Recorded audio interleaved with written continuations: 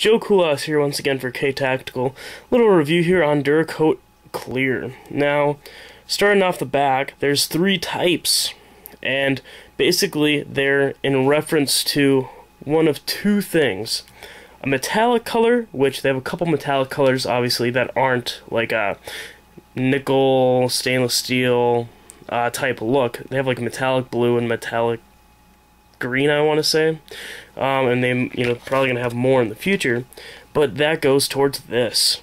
And then as well, like paint jobs that have many layers of coloring. Now, again, what the two things that's supposed to do here is in the metallic looks, gave them a call, and because it says for pretty much anything that's silver looking and those metallics requires a top coat of Dura Clear.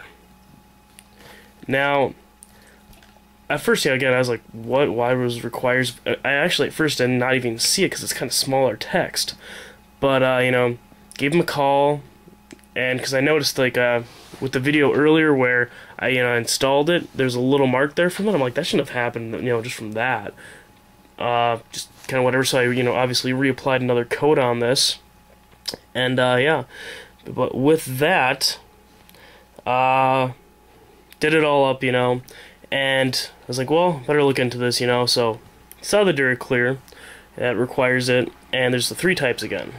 More or less, you have a matte, which that's for like the 870 over here, where it'll give it a smoother overall feel compared to, you'll kind of know what I mean if you ever do it. There's a little bit of a, not so much of an abrasion, but you can feel the height elevation just very slightly.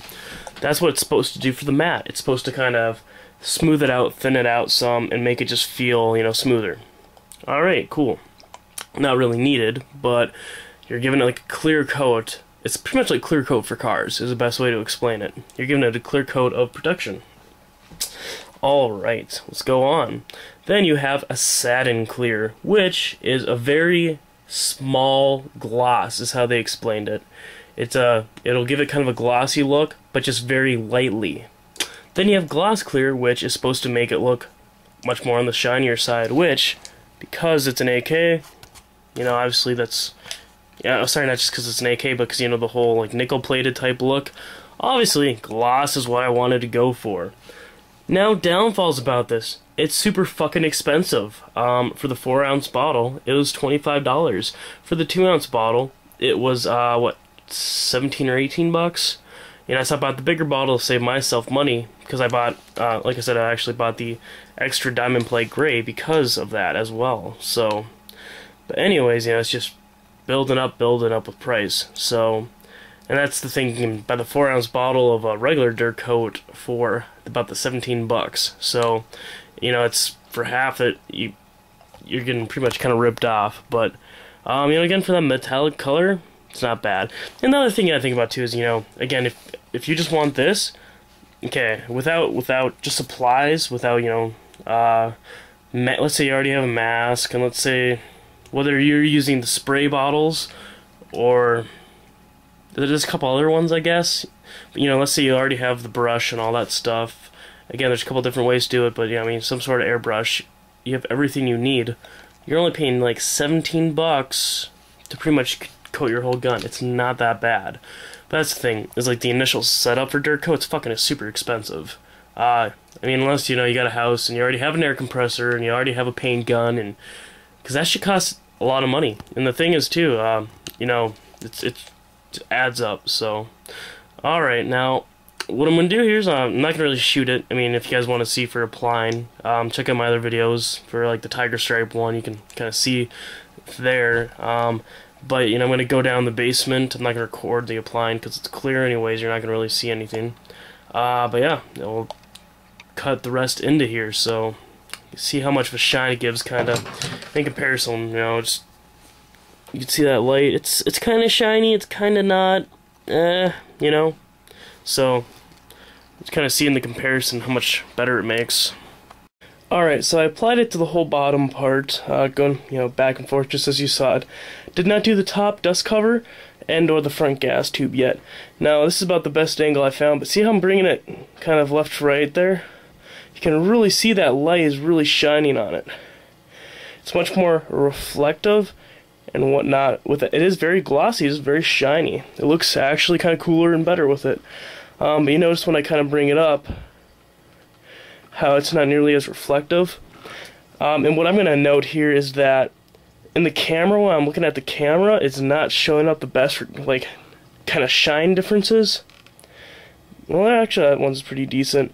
There isn't really a color difference by any means. It's just, you know, shiny more, and it does make it obviously look different.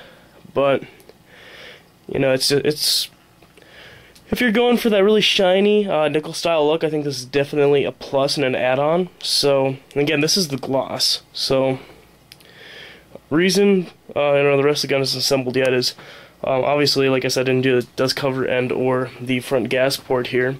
But I need to let it all kind of sit for a couple days. So, you know, obviously you don't want, because the stuff you're actually supposed to let sit for a week before you really budge it. But with this front handguard part, I did that the next day, and I think that's also why it scratched. So I'm going to wait at least a good couple days to a week till I do that. So I'll probably splice that in, though, with this video part. So let's get that done eventually, and I'll add it to it. Alright, so I did the top here and whatnot and reassembled the gun. Hopefully, you know, you can really tell it's much more shinier. Again, it has very much higher gloss style to it.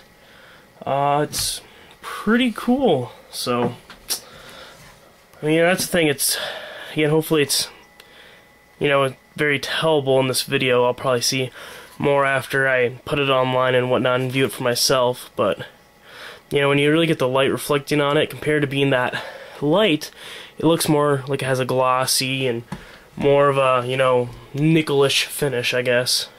So, again, overall, you know, it looks really nice. Very, very neat. So, I'm gonna have the 3 styles of gloss clear. Or, sorry, the 3 types of clear. So, there's one to kind of fit any need you want. So, overall, I think it's pretty cool, especially if you're gonna be doing this style. So, anyways, thanks for watching, and feel free to sub or, you know, watch any other videos I have referring to Dura coat or gun stuff. And thanks for watching.